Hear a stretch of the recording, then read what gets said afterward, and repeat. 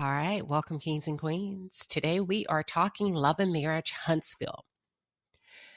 This episode had everyone on the edge of their seats last night. Before I get started, let me pose this question to you. Were any of you triggered? And if so, what scene and or cast member triggered you the most? Drop it in the comments. We're going to get this started before we jump into the assessment, but I just want to know if anybody was triggered. I believe the Scotts have ruined any attempt to promote Black excellence, strong family dynamics, and beautiful Black friendships. Because how are you going to build your family and your legacy up off the back of tearing down another Black family? That's not okay. There were multiple dynamics in play last night. A few key players stood out to me for my own reasons based on my own observations.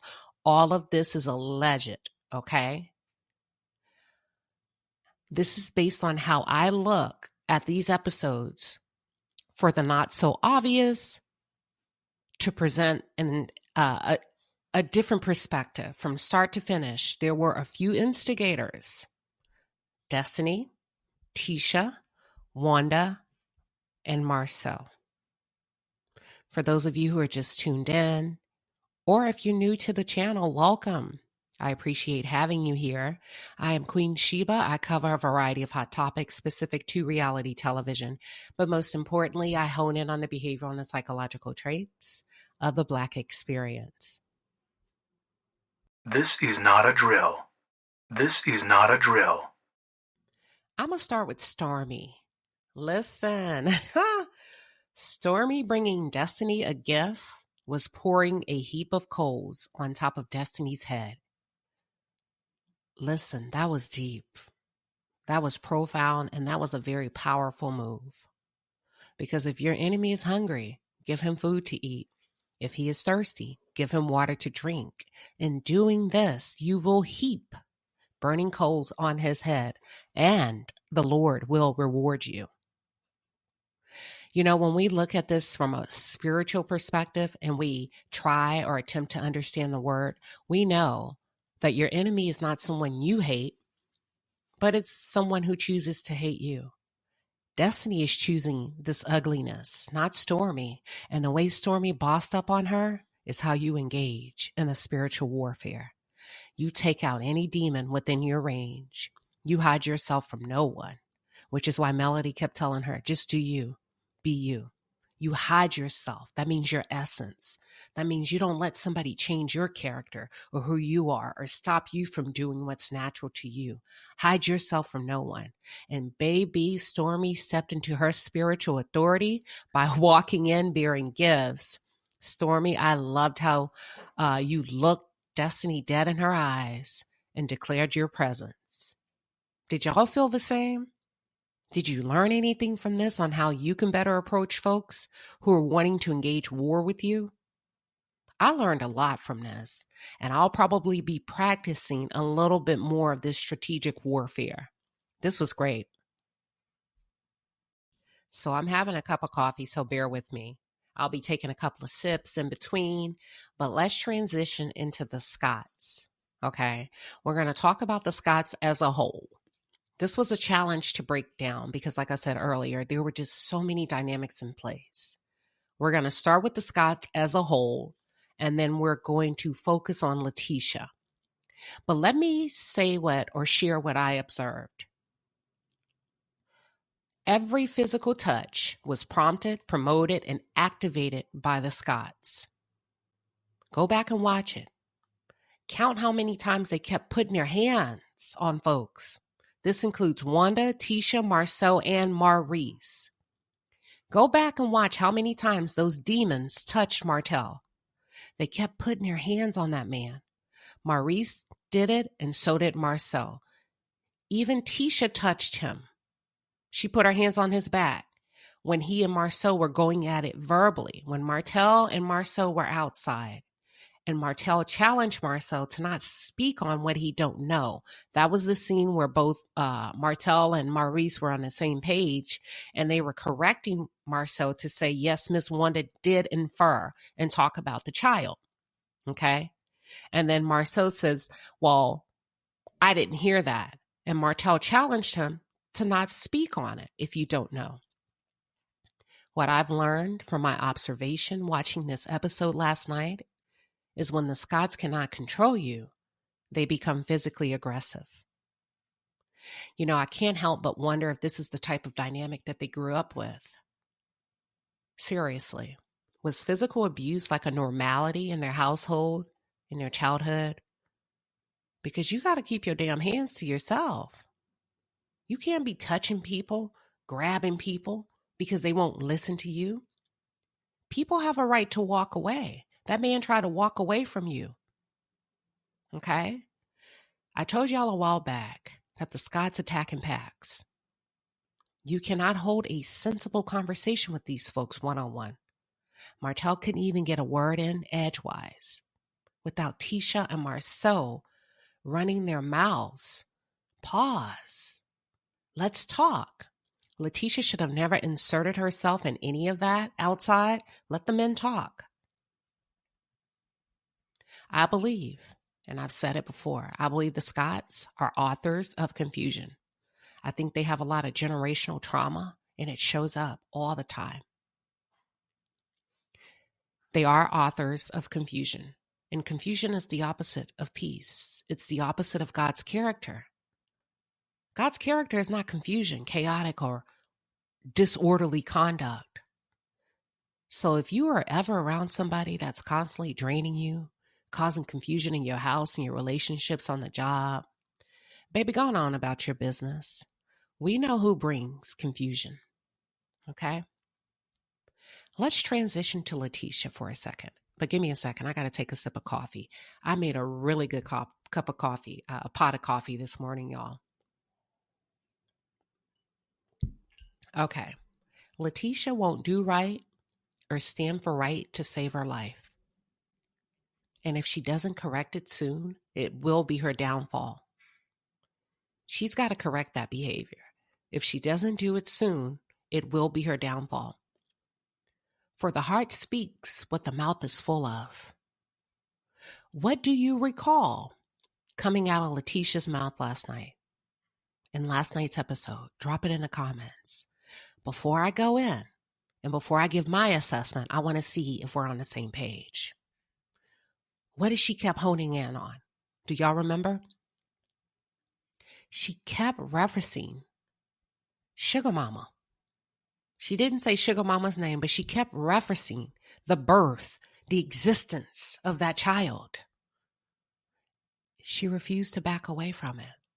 She never corrected her mother's actions and actually defended her mother's reasoning for talking about a child.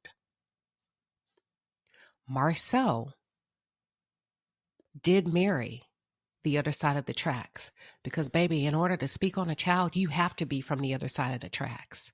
And I think he knows it now. If he didn't know it before, he knows it now. Because to me, whether you're Letitia, Wanda, or whoever, if you feel so comfortable speaking on a child, a little girl that can barely speak, yeah, you from the other side of the track. Tisha is her mother's child. And the reason Letitia didn't correct Wanda is because she can't. Her heart feels the same way, and the heart doesn't lie, baby. Let's talk about Letitia inserting herself in the middle of Wanda and Melody. Okay? Why do you think she put herself in the middle? I'm about to lose y'all on this one. I'm about to give you a completely different perspective on this one. Okay? But why do you think she put herself in the middle? She put herself in the middle of Wanda and Melody, not because she wanted to protect her mother. Oh, yeah, baby, you got to check under the hood and kick the tire. We're talking about the not so obvious. I know that's what she said. I know that was coming out of her mouth, but that's not the reason why, in my opinion, okay? I could be wrong, but in my opinion, I believe, number one, it was in direct defiance of her husband. And I'm going to tell you why in a minute. I believe Letitia actually hates Melody more than Destiny does. Follow me, y'all. Follow me. Letitia is so bitter towards Melody that she would defy her husband's reasoning, okay? She couldn't think clearly because she was stuck in her own emotions. She was stuck in her own emotions, her triggers. Now, we all know, I think we do, that Melody would never lay a hand on Wanda. Even after Wanda tried to lay a hand on her, you never see Melody flinch back. She completely ignored that mess. So there wasn't a need for Letitia to physically place herself in the middle because she was saying, I'm not going to let her run up on my mama and curse my mama out. Melody never said a curse word towards your mother. She never showed any aggression. She held her ground when it came to protecting, setting boundaries, rules, regulations for her children. Because there's a time for war and a time for peace. And like Melody said, your mother continually attacked her kids for a year.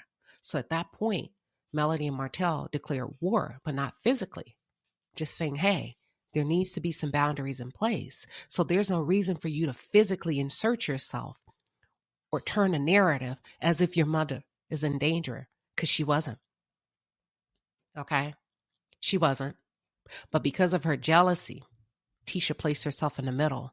Ooh, follow this. Because of Tisha's jealousy and envy of Melody, she placed herself in the middle to force her husband to choose.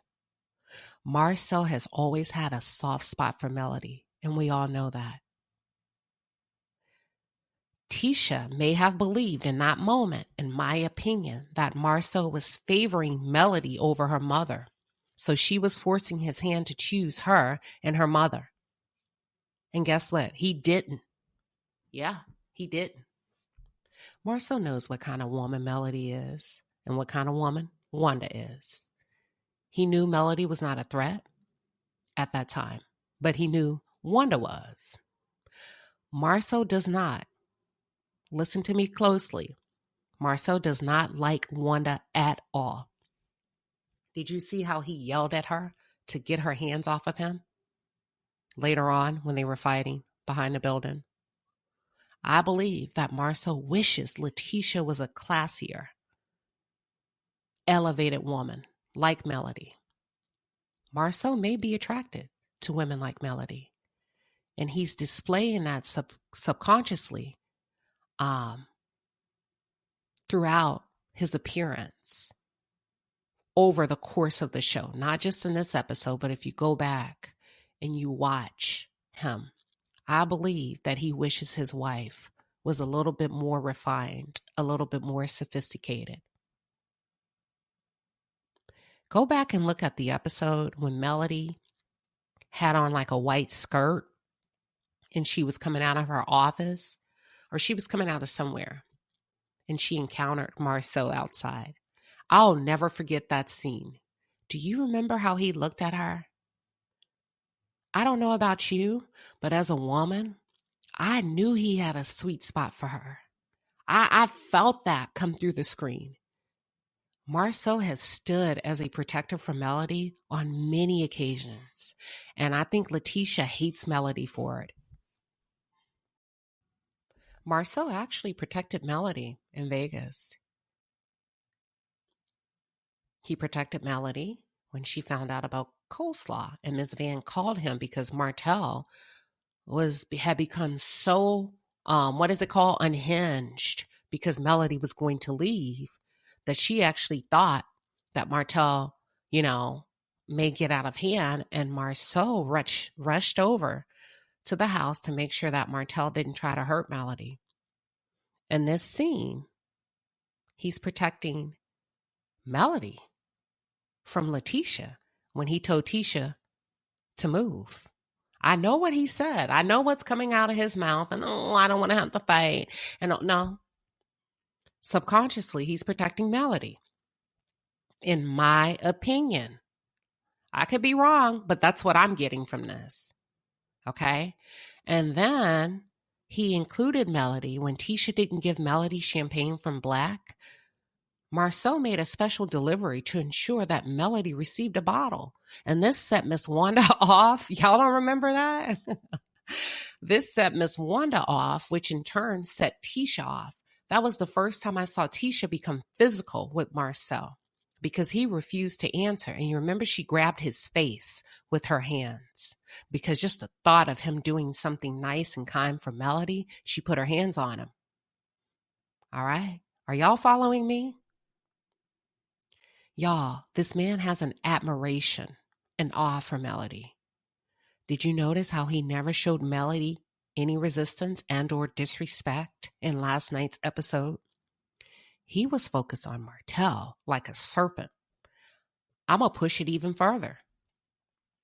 In my opinion, based on what I've observed over the years, I think subconsciously, Marceau may have always felt like Martell didn't deserve Melody, which is why he played a huge part in helping him cheat, so that Martell and Melody would not have a strong connection anymore, similar to he and Tisha's emotional disconnect.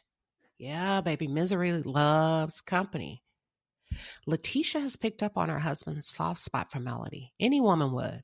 Come on, y'all. What I'm saying is not crazy. Any woman would. And that's the reason she's focused on attacking Melody so hard. Because if she can make Melody out to be an unclean woman, a lady of the night, then guess what? Melody isn't so innocent and sweet. And she's said that on multiple episodes, multiple seasons. Melody's not so innocent and sweet. Y'all, this is deep. Follow me. I believe psychologically that Letitia needs to paint Melody in a manner in which Letitia has been depicted. Follow this. According to what we know, according to Miss Wanda, Letitia was pregnant when she got married. Okay? And Miss Wanda forced Marceau to marry Letitia. He didn't choose her as his wife. He was forced to marry her. Melody was chosen as a wife. She was young, naive, and naive translates to the definition of purity. Okay? She wasn't pregnant when she walked down the aisle. She was educated. She had just finished her degree. And she was able to walk down the aisle as most women fantasize about. Tisha did not receive that opportunity. And she will always be reminded of that when she looks at her wedding photos, which leads me into the Vegas scene where she attempted to have a redo of their vows, and Marceau outright refused. Y'all, this is deep. The heart cannot lie. That man could not renew those vows with her because he may not have wanted to marry her in the first place. And he was forced as a young man to settle with a woman that he may not have chosen to settle with. One thing I do know, Marceau would never marry a woman like Wanda, ever. He cannot stand Wanda. But Tisha is Wanda. Do you see where I'm going with this? So every time Letitia talks, she reminds him of Wanda, which is the resentment and the disdain that we often see displayed in his facial expressions toward his wife. He's like, damn, I'm sort of married to Miss Wanda. And that's why I think he prefers her not to talk. Don't remind me of what I was forced to do. And I believe, from my opinion, my assessment, that's why Letitia stays chasing master's degrees and business licenses. She's attempting to clone herself into the type of woman that she may feel that her husband is really attracted to. Okay? Remember, Kiki's educated. Kiki helped her. Melody's educated. Tiffany's educated. Stormy's educated. And so is Kimmy. I believe Letitia's attempting to clone herself into this educated woman that Marceau has been rumored to have alleged affairs with Allegedly, he chooses married, corporate, smart, attractive, educated women with something to lose. And that's the reason Letitia keeps harping on and or insinuating that Melody is a cheater. And Melody's loose. And Melody's a hoe. Because that's who she knows good old Marceau may be running around with. Marry women that cheat. Marry women that are unfaithful, right? So her digs really aren't at Melody. It's the women that he's cheating with or have been alleged to cheat with. Marceau likes Mel's business savvy, which is why he asked Tisha to stand down. I know he blamed it on Martell, but that ain't the real reason, y'all. Martell would not have touched Letitia. Martell was standing where Martell was standing before Letitia brought her ass up and placed herself in the middle. She had no business placing herself so closely in front of Martell, so we're not going to put that on Martell. It's easy to because he's been very abrupt, but we're not going to do that. Martell did not position himself to take advantage of any of the women. And in this scene, in this episode, for once, I think he genuinely wanted peace. That's just my opinion. I think Marcel wanted to beat Martell back into submission and back under his authority. Because for once, Martell actually ignited his own free thought. Did you see how angry Marceau became when he felt like he was losing influence over being able to redirect Martell? And Martell had the nerve to actually challenge him? That's what truly set it off. That's the dynamic that truly set it off. Wasn't nobody worried about Miss Wanda. Her old behind fell on a car trying to swing on somebody. Wasn't nobody worried about her. They were able to kind of piece it out. But it wasn't until Martell actually exercised freedom of thought and tried to walk away. I said it in my last video, and I'll say it again. This fight was about demonic legions fighting over control.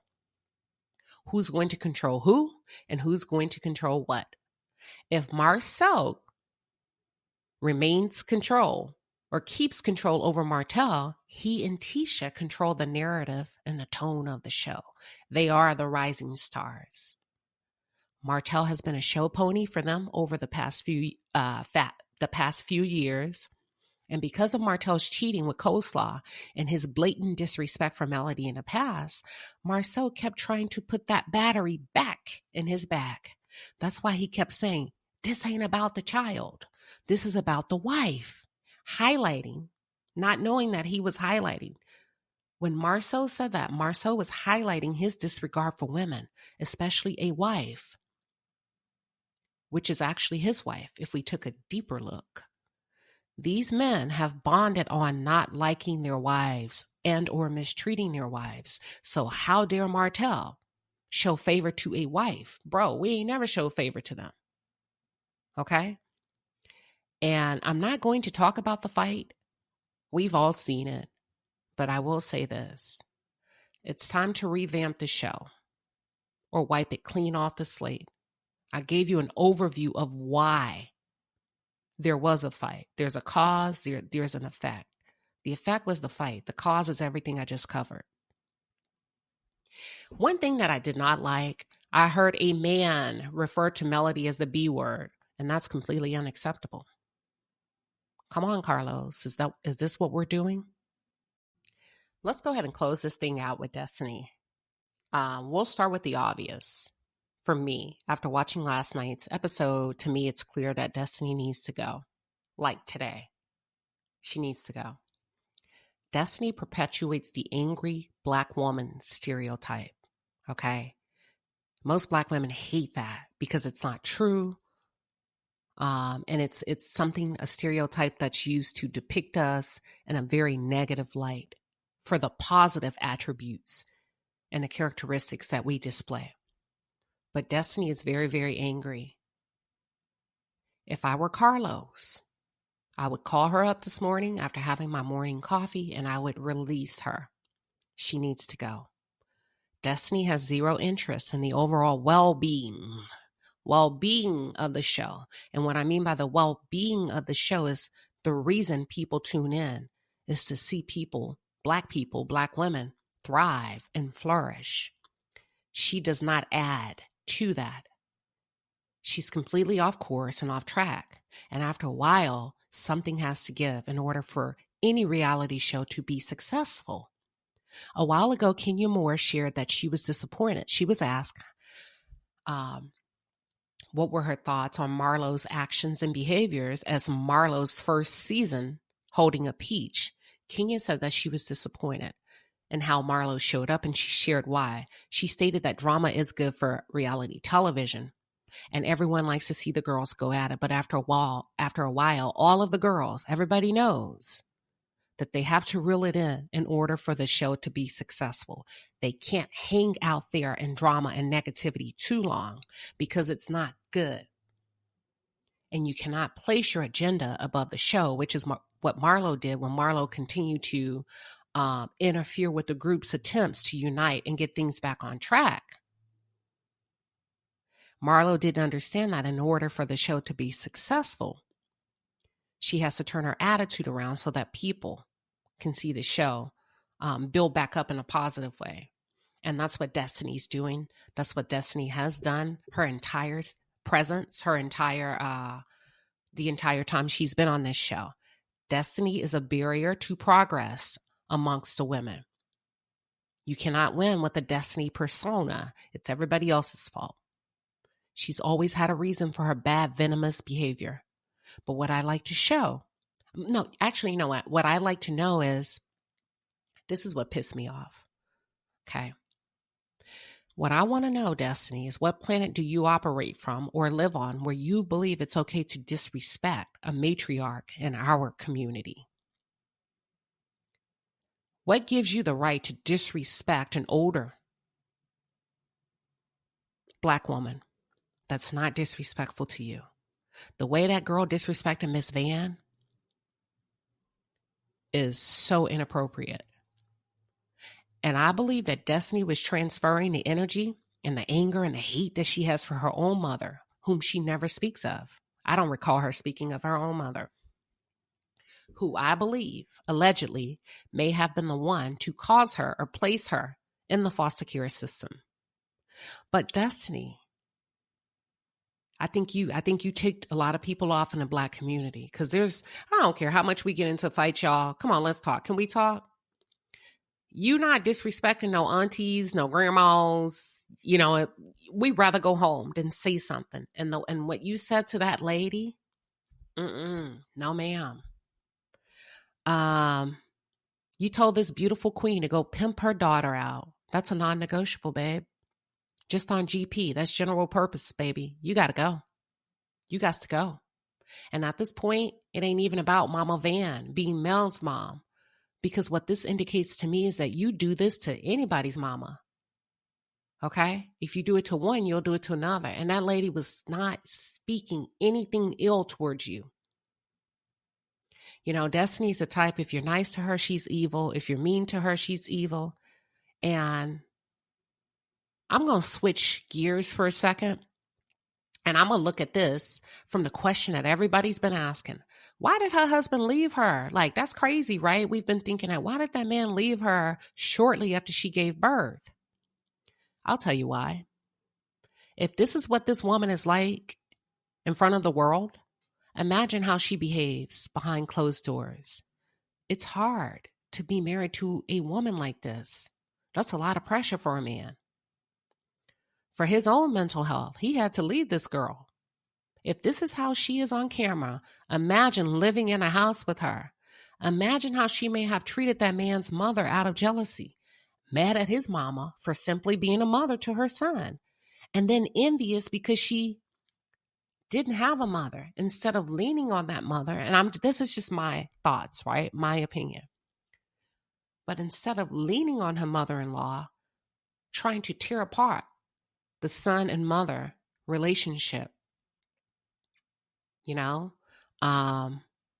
she would have tore down everything that man and his family built by way of legacy because of her spirit and because of her trauma. Destiny is not healed. Destiny is just nasty for no good reason. We saw it last night. Not just to Stormy, but Destiny was actually nasty to all of the women. As a matter of fact, Tisha, Melody, Stormy, Miss Van, and Kimmy. Wow. Did y'all catch her energy towards Kimmy? Did y'all catch that? Go back and watch. There is something lurking beneath, and I want to peel that back more later on to explore her sudden resentment towards Kimmy. She was giving Kimmy the same energy she gives Melody. She's just more verbal with Melody. But Kimmy, you better watch your back. Because, baby, Destiny does not like you. That was obvious to me. But check this out. She insulted both Tisha and Wanda. I don't know if anybody else caught it, but she said, "Are your mama's potatoes not done yet?" That was a good one, Destiny. But you still got to go. Your time is